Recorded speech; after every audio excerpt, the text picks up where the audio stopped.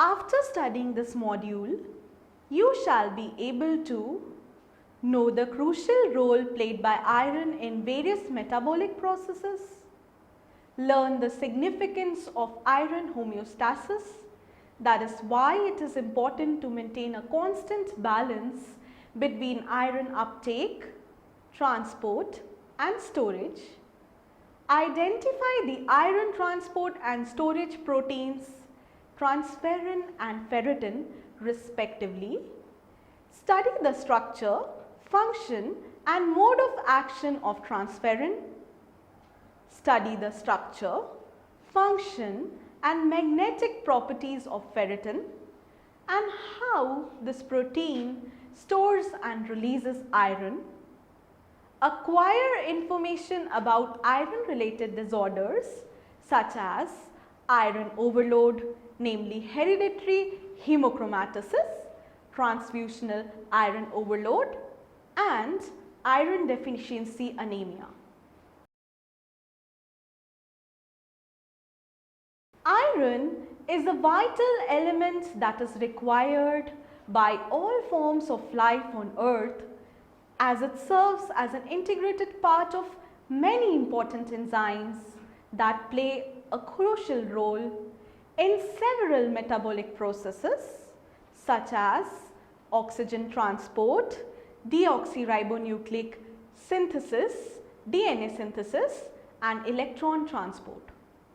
Since iron is required for a number of diverse cellular functions, therefore it becomes important to maintain a constant balance, that is iron homeostasis between iron uptake, transport, storage and utilization processes. During the past decade, advances in our knowledge and understanding of the structure and function of the iron storage and transport proteins, namely transferrin and ferritin, have greatly accelerated. The following sections elaborate the specific role played by each of these metalloproteins. So firstly, let us understand how iron transport occurs with the help of the iron transport protein called transferrin. What are transferrins? Transferrins are a group of non-heme iron binding glycoproteins that can effectively control the level of free iron in biological fluids. Transferrin glycoproteins bind tightly to iron but reversibly in the cleft of each of the two homologous lobes and hence capable of transporting it to the sites of absorption, utilization and storage. They are widely distributed in the physiological fluids of most vertebrates as well as invertebrates, including serum, egg white, mammalian milk, tears and leukocytes. These transferrin families are customarily divided into the following major categories based on amino acid sequence, function and source from which each is isolated. Firstly, serum transferrin. Serum transferrin, also called as serotransferrin, siderophilin and 13A metal binding globulin, is generally present in the serum of vertebrates and some other biological fluids. It plays a vital role in the transport of iron within the circulatory system of vertebrates between different biological tissues. Secondly, lactotransferrin. Lactotransferrin, also termed as lactoferrin, is generated by mucosal epithelial cells of mammals and therefore it is found abundantly in mammalian milk. In addition, it is also present in specific granules of polymorphonuclear leukocytes and other secreted fluids such as tears, pancreatic juice, etc. It plays a pivotal role in body defense against infections owing to numerous outstanding properties like antioxidant, anti-inflammatory and antimicrobial activities. Third, Transferrin, which is also called as conalbumin. Transferrin or conalbumin, which is commonly found in oviduct secretions, eggs of birds and reptiles, possess antimicrobial property that is vital for birds' innate immunity. The structural protein of Transferrin is similar to that of Serum Transparent since they are derived from the same gene. Fourthly, Melanotransferrin, which is also a P97 cell surface protein.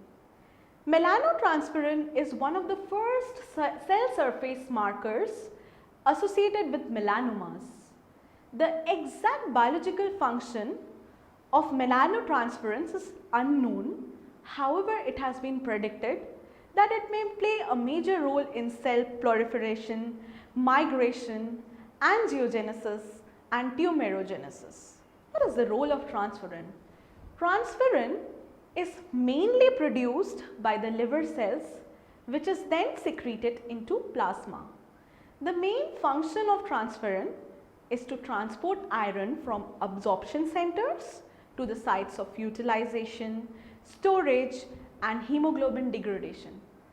It also plays a key role in areas where erythropoiesis and active cell division occur. What is the structure of human serum transferrin? How does it look like? Human serum transferrin is a 79.6 kDa blood plasma glycoprotein made up of polypeptide chain containing 679 amino acids. It has a bilobal structure with two homologous lobes of almost equal size, namely N lobe, amino lobe and C lobe, which is also called the carboxy lobe, and these are joined together by linking peptides shown in the figure. N lobe consists of amino acids 1 to 331, while C lobe is formed by amino acids 339 to 679.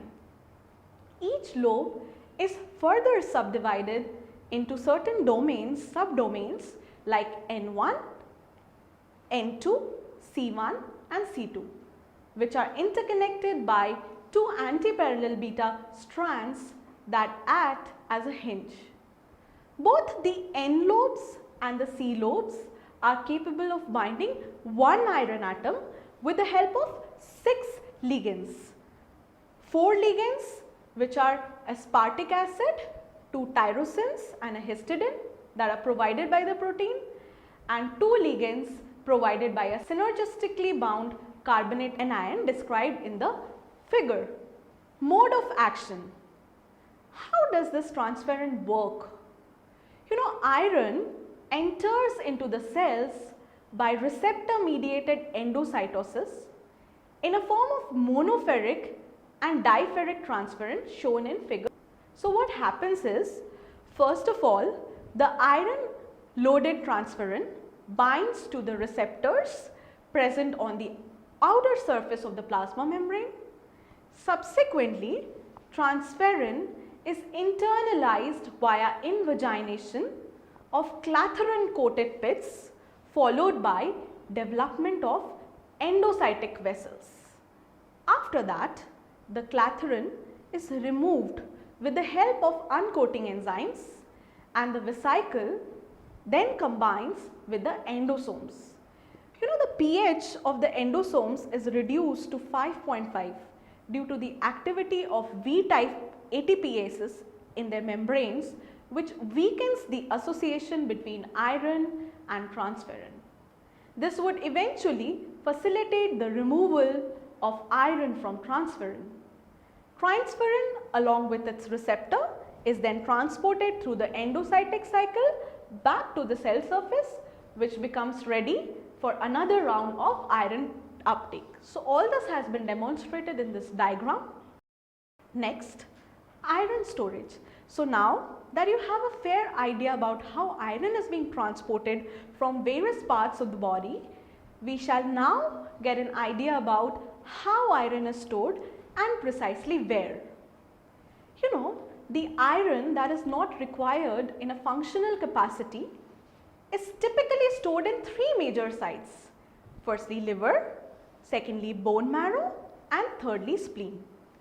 It is the iron transport protein transferrin that brings iron to these sites, especially in the liver, where almost 60% of body's iron is stored, while the remaining 40% is found predominantly in the reticuloendothelial cells, also called as RE cells, within the liver, spleen, and bone marrow.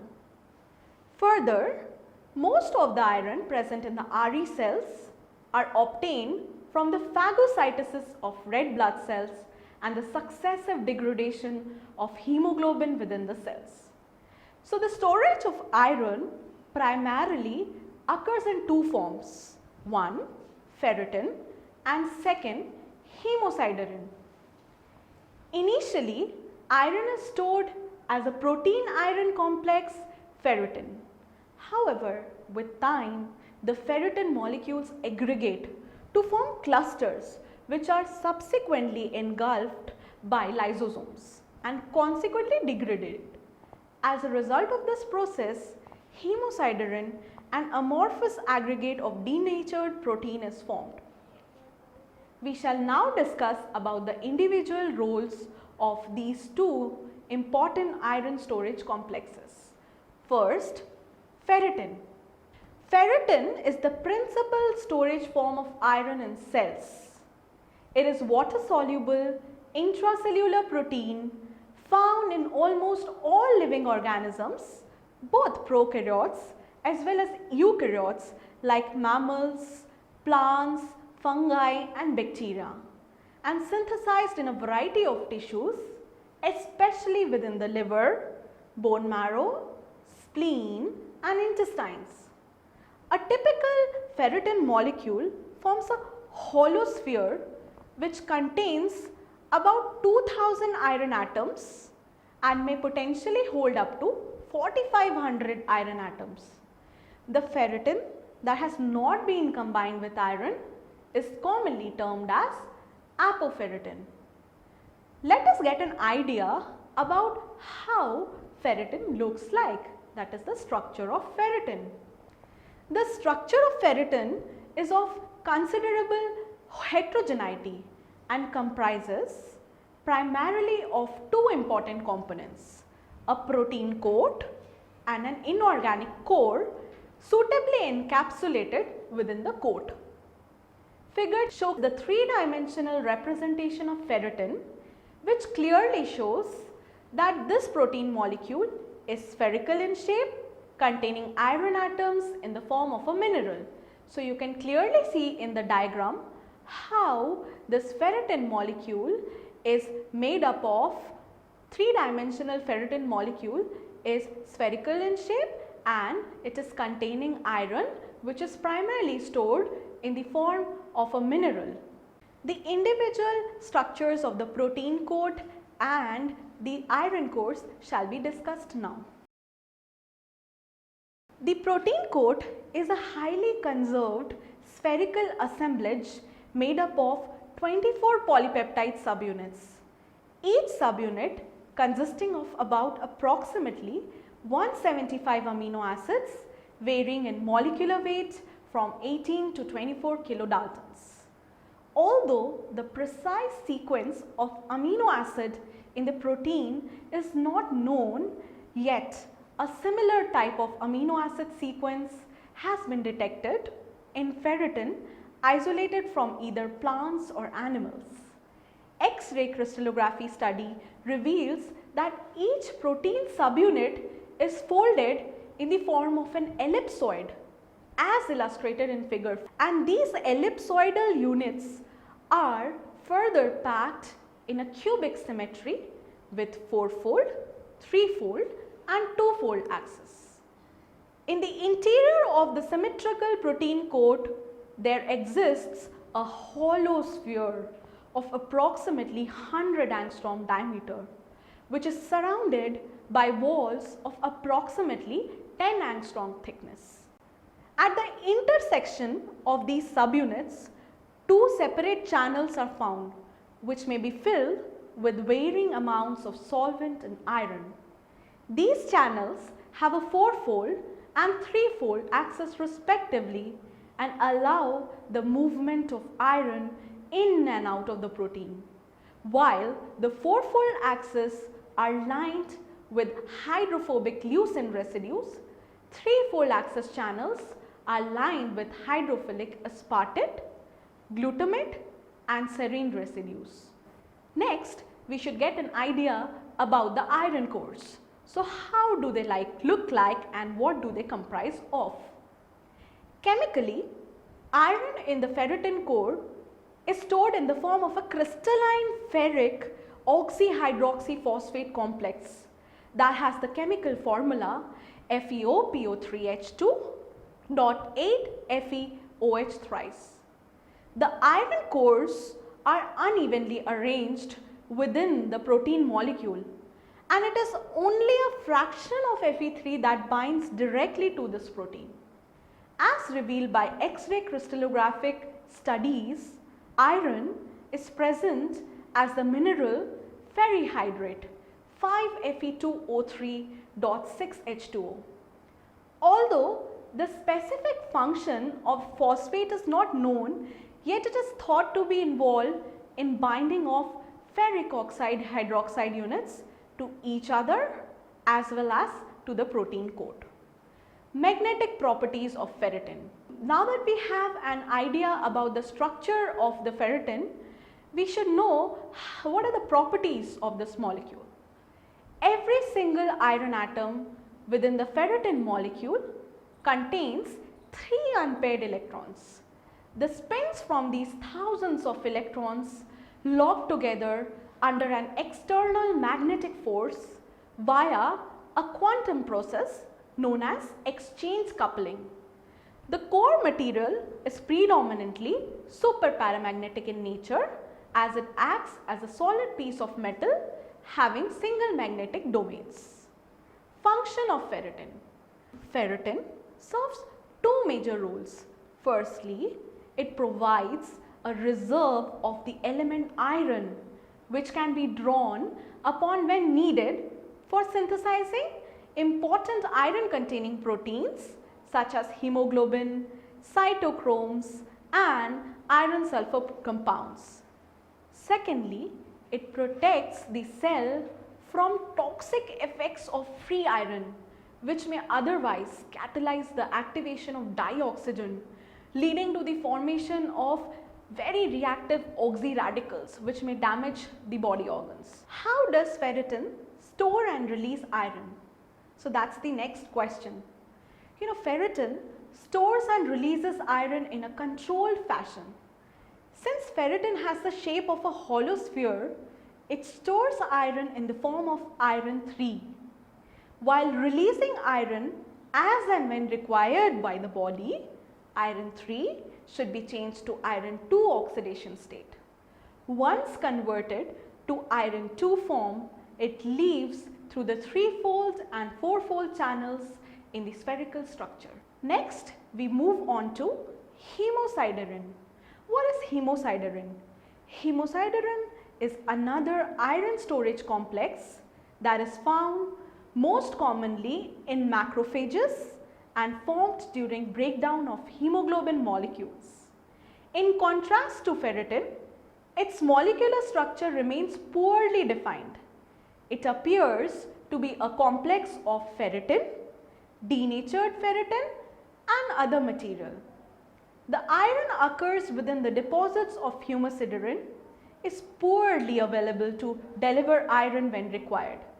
However, it is abundant in situations following hemorrhage that suggests that its formation may be related to phagocytosis of red blood cells and hemoglobin. Figure shows dark hemosiderin granules in Kupffer liver cells. The lysosomes accumulate large amounts of hemosiderin molecules in the cells that are overloaded with iron, which can be readily seen via Prussian blue staining as evident from the figure. Magnetic properties of hemosiderin.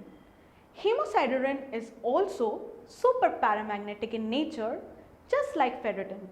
However, in comparison to ferritin, hemosiderin's magnetic susceptibility effects are even more powerful owing to larger particle size. Next, we move on to iron disorders. Since you know iron is a very important element, so its deficiency or excess may lead to certain disorders which we shall discuss now.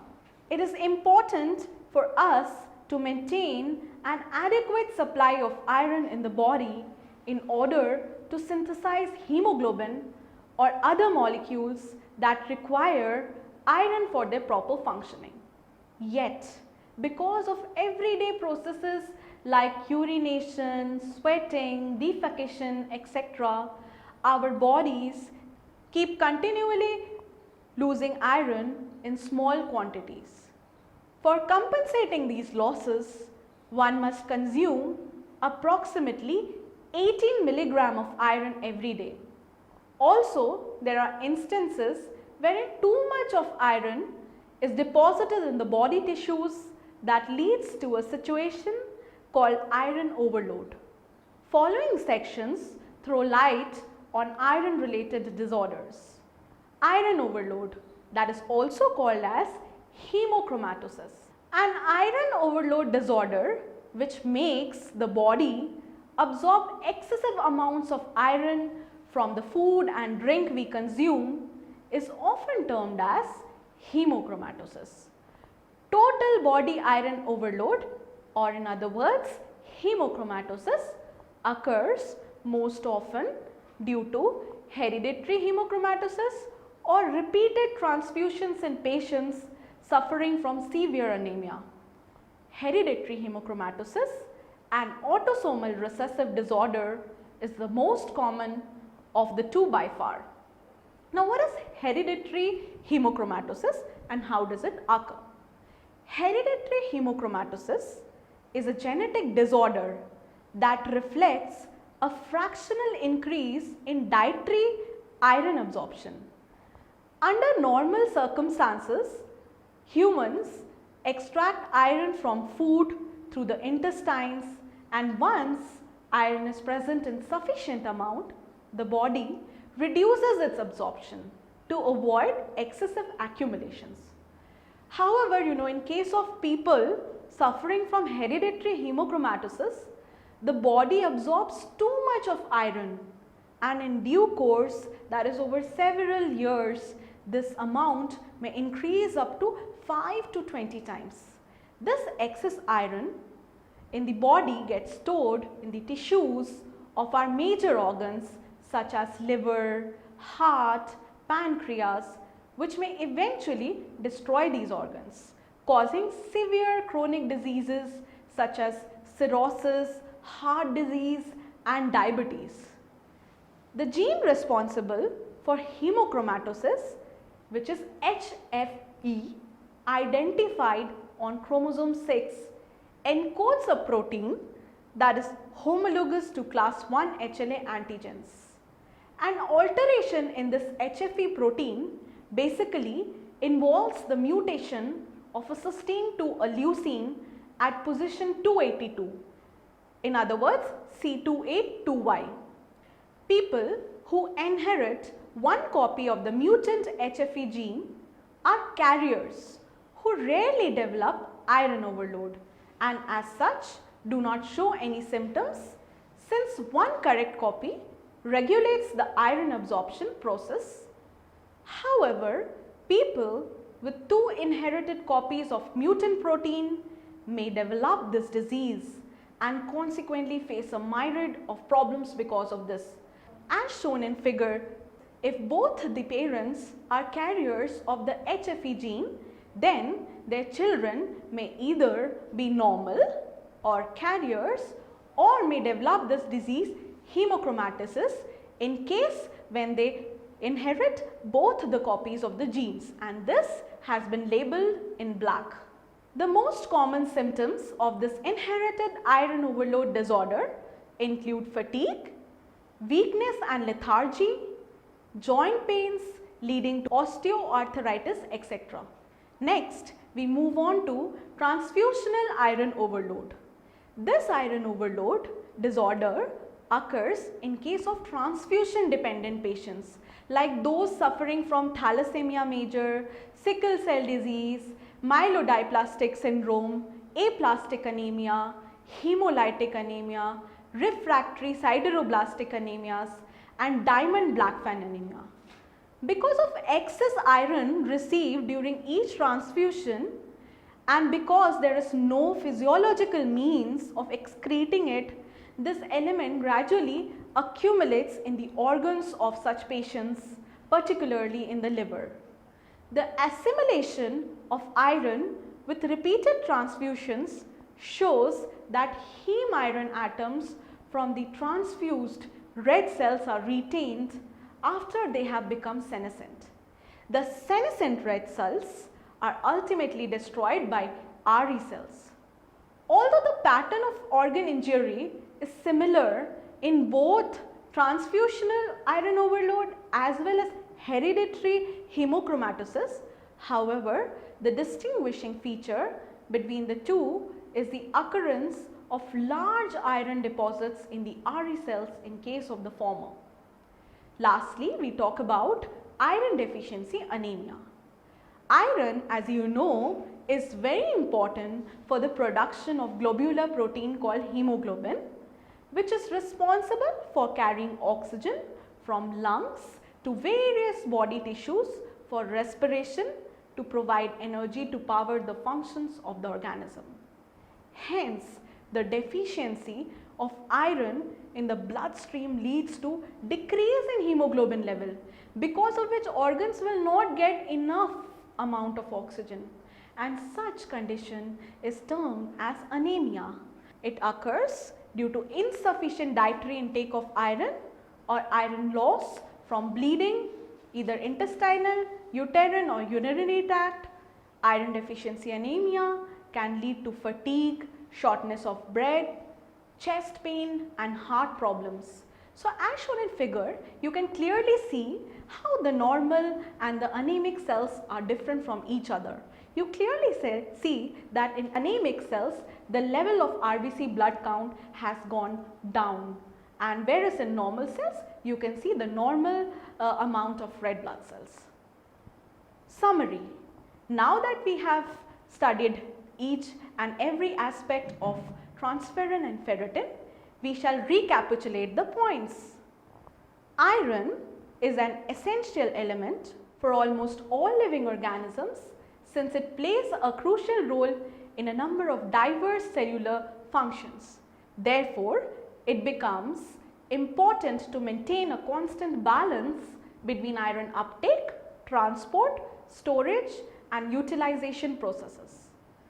Transferrins, which are widely distributed in the biological fluids of most vertebrates as well as invertebrates, are a group of non-heme iron binding glycoproteins that are capable of transporting iron from absorption centers to the sites of utilization, storage and hemoglobin degradation.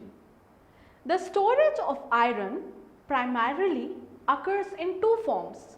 Firstly, ferritin and secondly, hemosiderin. Initially, iron is stored as a protein iron complex ferritin.